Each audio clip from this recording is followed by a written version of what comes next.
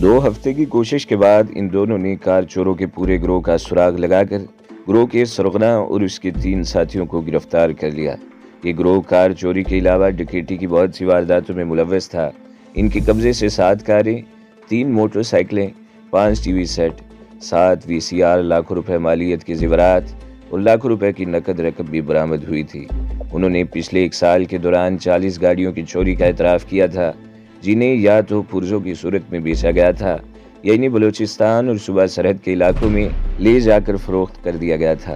ان کار چوروں کا چالان مکمل کر کے انہیں عدالت میں پیش کیا گیا تو سب انسپکٹر شجاعت کو یہ جان کر بے حد دکھ ہوا کہ گروہ کے ان 4 آدمیوں کو پہلی ہی پیشی پر صرف 10 ہزار روپے کی ضمانت پر رہا کر دیا گیا تھا۔ ان دنوں فیڈرل بی ایریا میں جھومل نامی ایک بدماش کا بڑا چرچا تھا۔ اس کا نام تو کچھ اور تھا، لیکن ایک کان میں لمبا سا بندہ پہنے رہتا تھا۔ روسی بندے کی نسبت سے وہ جھومر کے نام سے مشہور ہو گیا تھا۔ اس کی عمر 32 کے لگ بھگ رہی ہوگی۔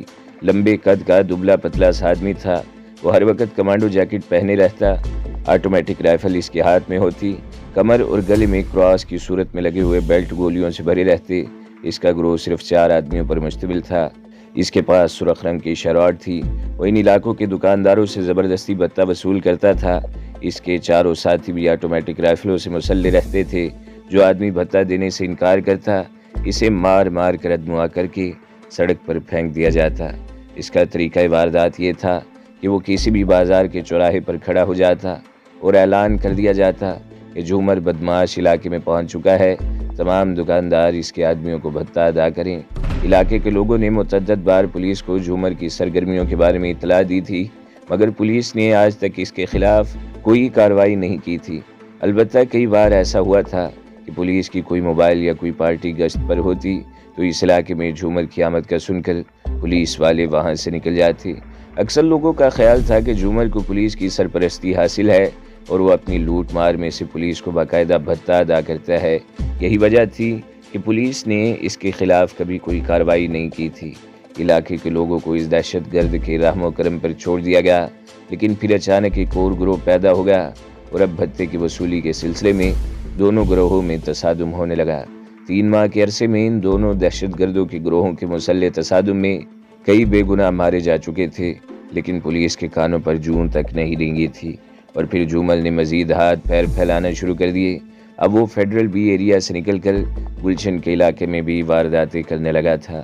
اس شام 6 بجے کے قریب شجاعت تھانے میں موجود تھا کہ فون پر اطلاع ملی کہ جھومر گلشن کے علاقے میں واقع ایک بہت بڑے شاپنگ ایریا میں مورچے لگائے کھڑا ہے اور اس کی مسلح آدمی دکانوں سے بھتہ وصول کر رہے ہیں۔ انسپکٹر شجاعت نے 5-6 کانسٹیبل ساتھ لیے اور موبائل پر سوار ہو کر تیزی سے شاپنگ ایریا کی طرف روانہ ہو گیا۔ جھومر کو پولیس کی آمد کی اطلاع مل گئی۔ اس نے اپنے آدمیوں کے ساتھ مورچے سنبھال لیے اور پولیس پر فائرنگ شروع کر دی۔ شجاعت کے حکم پر پولیس اہلکاروں نے بھی موبائل سے اتر کر پوزیشنیں سنبھال لی اور جوابی فائرنگ شروع کر دی۔ جھومر کا ایک آدمی مارا گیا۔ جھومر اور اس کے باقی ساتھی سرخ شیراڈ میں بیٹھ کر فائرنگ کرتے ہوئے راہ فرار اختیار کرنے لگے تو پولیس نے ان کا تعاقب شروع کر دیا۔ گلشن کے علاقے میں خوف و ہراس پھیل گیا۔ ٹریفک رک گیا۔ سڑک کے کنارے شام کو اس وقت اگرچہ ٹریفک کا رش ہوتا تھا، مگر جھومر کا ڈرائیور بے حد ماہر تھا۔ وہ بڑی تیزی سے شیراڈ کو نیپا چرنگی سے یونیورسٹی روڈ پر حسن سکوائر کی طرف نکال لے گا۔ پولیس موبائل بھی اس کے پیچھے لگی ہوئی تھی۔ دونوں طرف سے زبردست تبادلہ ہو رہا تھا۔ جھومر کی گاڑی سے کی جانے والی فائرنگ سے 3-4 راہگیر زخمی بھی ہوئے تھے۔ کسٹمز کلب کے قریب سرکولر ریلوے کراسنگ عبور کرنے کے بعد شیراڈ جیسے ہی آگے بڑھی، عزیز بھٹی پارک کی طرف سے آنے والی ایک گاڑی اچانک ہی سامنے آ گئی۔ جھومر کے ڈرائیور نے تصادم سے بچنے کے لیے گاڑی کو تیزی سے دائیں طرف موڑا، لیکن وہ تیز رفتاری کی وجہ سے سٹیئرنگ پر قابو نہیں رکھ سکا۔ کار سڑک کے وسط میں ٹریفک آئی لینڈ سے ٹکرا کر لڑکھڑا گئی۔ آگے ایک منی بس جا رہی تھی۔ کار منی بس کے پیچھے ٹکرا گئی۔ ڈرائیور نے بڑی پھرتی سے بریک لگا دیے اور وہ چاروں کار سے اتر کر بائیں طرف گندے نالے کی طرف دوڑنے لگے۔ اس دوران پولیس کی موبائل بھی وہاں پہنچ گئی۔ شجاعت نے موبائل کی پوری طرح رکنے سے پہلے ہی چھلانگ لگا دی اور رائفل سنبھالے فائرنگ کرتا ہوا ان کے پیچھے دوڑا۔ 3 کانسٹیبل بھی موبائل سے کود کر دوڑے تھے۔ جھومر کا ایک ساتھی چھلانگ لگا کر چوڑا نالا پار کرنے میں کامیاب ہو گیا تھا۔ نالے کے دوسری طرف ایک میدان کی 4 دیواری تھی۔ وہ دیوار پر چڑھ رہا تھا کہ ایک پولیس والے کی گولی کا نشانہ بن گیا۔ جھومر اور اس کے دو ساتھی نالے میں گر گئے تھے۔ وہ فائرنگ کرتے ہوئے نالے میں دوڑنے لگے۔ سب سے پہلے شجاعت ہی نالے کے کنارے پہنچا تھا۔ اس نے گھٹنوں کے بل بیٹھ کر پوزیشن لے لی اور فائر کھول دیا۔ دوسرے کانسٹیبل بھی اس کی مدد کو پہنچ گئے تھے اور انہوں نے بھی نالے میں فائرنگ شروع کر دی۔ جھومر اور اس کے دونوں ساتھی گولیوں سے چھلنی ہو کر نالے کی گندگی میں ڈھیر ہو گئے۔ گندگی کے کیڑے گندگی میں ختم ہو گئے تھے۔ دوسرے دن اخبارات میں شہ سرخیوں کے ساتھ دہشت گرد جھومر اور اس کے ساتھیوں کی ہلاکت کی خبر شائع ہوئی۔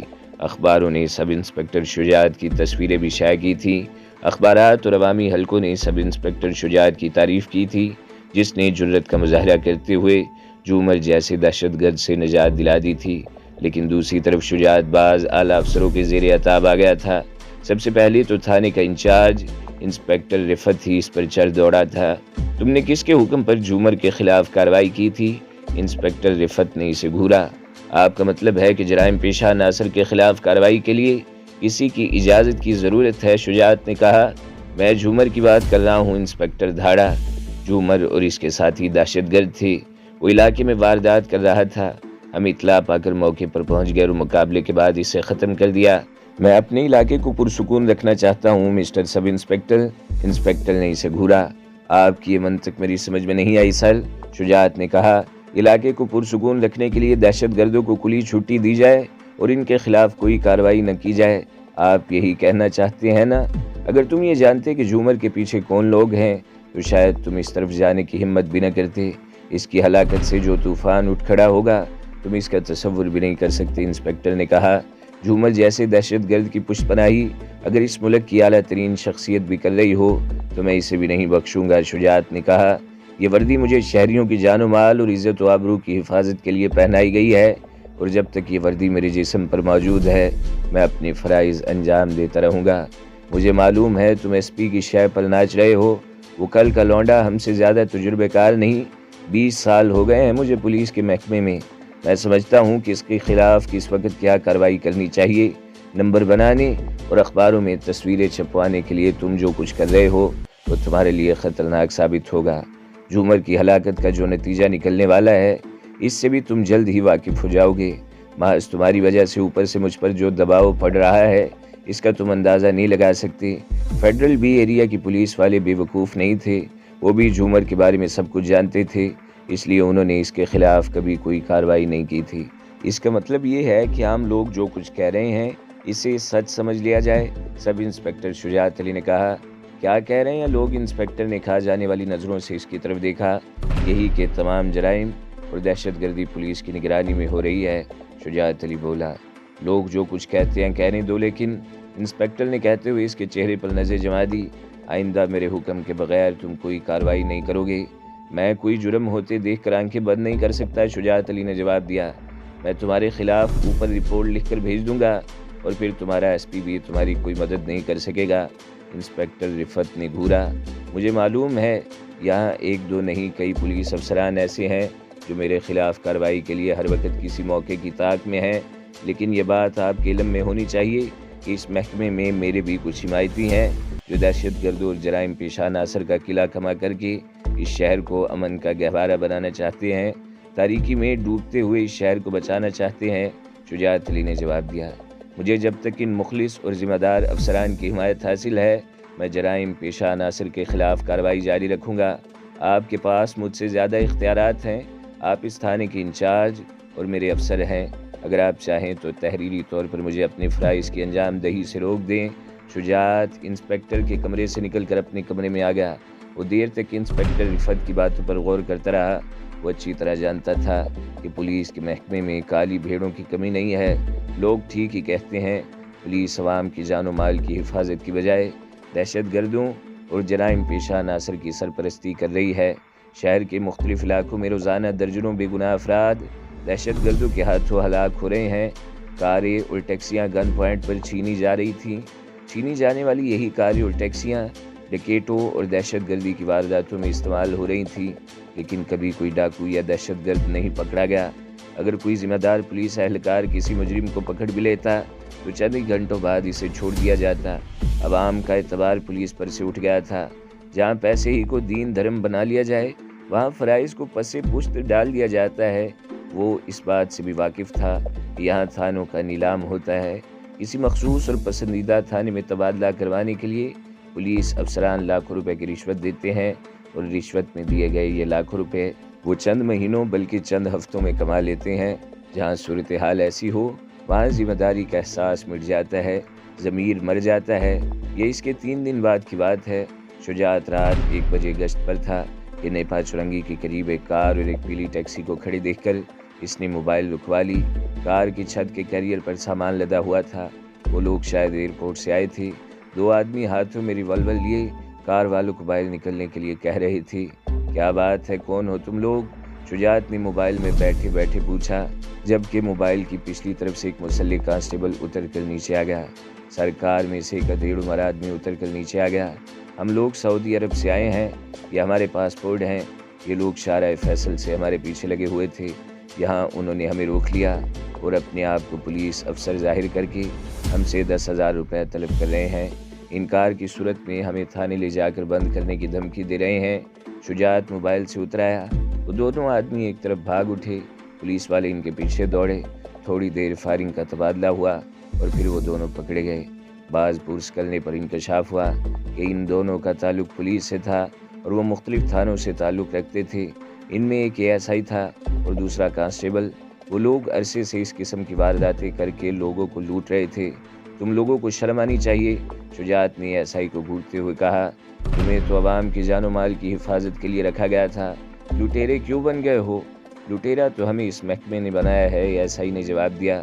میری تنخواہ صرف 2800 روپے ہے اور مجھے ہر مہینے میں 20,000 روپے اوپر دینا پڑتے ہیں۔ کہاں سے لاؤں گا میں یہ رقم؟ تھانے چل کر بتاتا ہوں، شجاعت نے جواب دیا۔ ان دونوں کو تھانے لے آیا گیا۔ سعودی عرب سے آنے والے مسافر بھی ساتھ تھے۔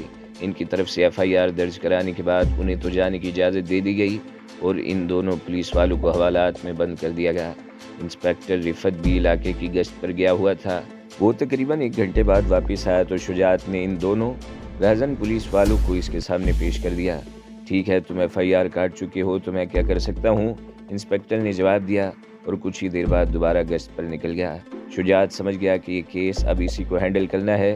دوسرے دن ان دونوں کو عدالت میں پیش کر کے 3 دن کا جسمانی ریمانڈ لے لیا گیا۔ کراچی کی صورتحال خاصی سنگین ہو گئی تھی۔ دہشت گردی کے واقعات میں اضافہ ہو گیا تھا۔ حقیقت یہ تھی کہ کراچی سٹی آف ٹیرر بن چکا تھا۔ وہ سڑکیں جہاں اکثر ٹریفک جام رہا کرتا تھا ویران نظر آنے لگی تھی۔ شام کا اندھیرا پھیلتے ہی سناٹا چھا جاتا تھا۔ دہشت گرد مسجدوں میں گھس کر نمازیوں پر اندھا دھند فائرنگ کر کے انہیں شہید کر رہے تھے۔ خانہ خدا کے تقدس کو بھی پامال کیا جا رہا تھا اور یہ عبادت گاہیں بھی ویران ہو رہی تھیں۔ جس طرح دہشت گردی کی وارداتیں ہو رہی تھیں، اس سے اندازہ ہوتا تھا کہ دہشت گرد انتہائی تربیت یافتہ تھے اور ان کے پاس جدید ترین ہتھیار موجود تھے۔ پولیس اہلکار 24 گھنٹے ڈیوٹی دے رہے تھے۔ سب انسپیکٹر شجاعت بھی 3 دن سے مسلسل ڈیوٹی پر تھا۔ اس دوران وہ فون پر گھر والوں سے بات کر لیتا تھا۔ چوتھے دن شام کو گھر آیا تو بہت تھکا ہوا تھا۔ کھانا کھاتے ہی وہ سو گیا۔